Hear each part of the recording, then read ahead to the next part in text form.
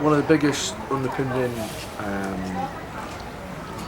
biggest focuses at a young age are your movement skill, your movement ability.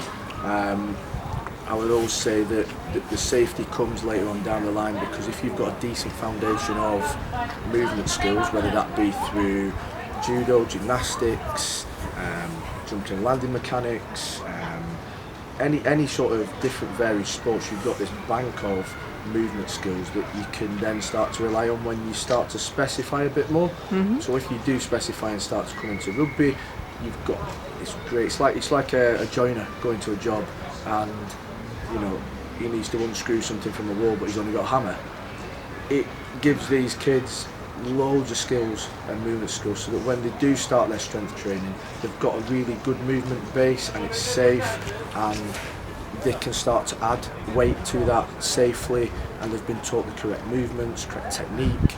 And that's the biggest thing, is getting at a young age. It's not about the weight, it's no rush, it's about developing multiple different skills that you can be, so that you can recall on them when you come in to specify to rugby or later on down the line. So I would say that's the biggest underpinning factor of safety, especially around rugby and loads of different sports. There's loads of unpredictable movements that happen all the time. Now, if you're training them unpredictable movements on a daily basis or a weekly basis, then your body naturally then knows how to deal with certain situations without even thinking about it. It becomes second nature. So it does give you a confidence to go in and learn a new skill, because you've got a big movement foundation base already that you can rely on and think, oh, well, I can take to that a bit more.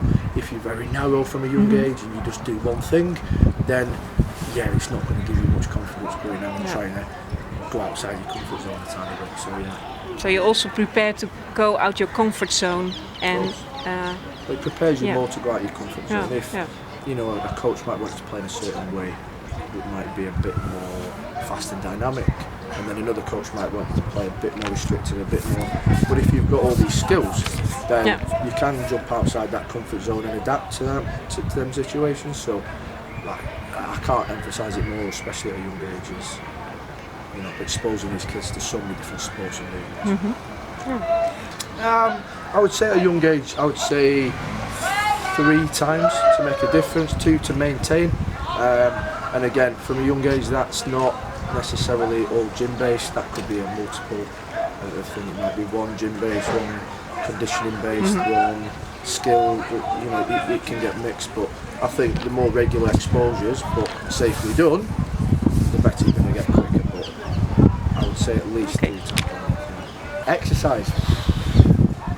If it was gym-based, something like an overhead squat would be great, because it's a multifunctional full body exercise. It relies on good core stability, good shoulder stability, be able to squat to depth, good movement patterns. So it's got a full.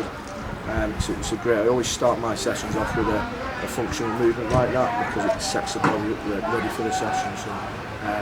So I'd say that one. It's not good for rugby players, so don't. They don't need to do that. Later on down the line. Okay. To play something like in the NFL or something would have been nice, I think.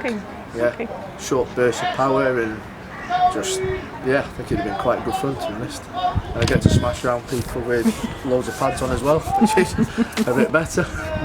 Save the body a bit longer. Of course, I mean, there's a time and place for different types of running within conditioning. I'm very pro to try to play a lot of my conditioning and get a lot of my conditioning through games, because running without a ball is not very game specific based on there. However, there is a time and place for that. Like if the start of the year you're wanting to try and build an aerobic base, because with an aerobic base, when we start to move to repeatability and repeated sprints and all that type of thing, your aerobic capacity gives you the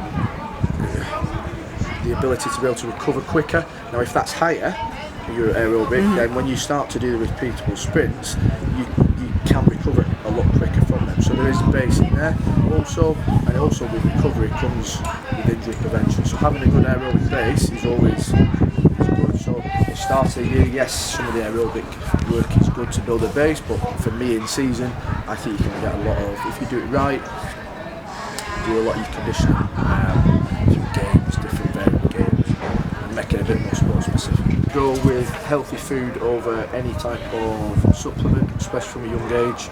We have a policy at Scottish Rugby where no one's allowed to take supplements or anything before 18.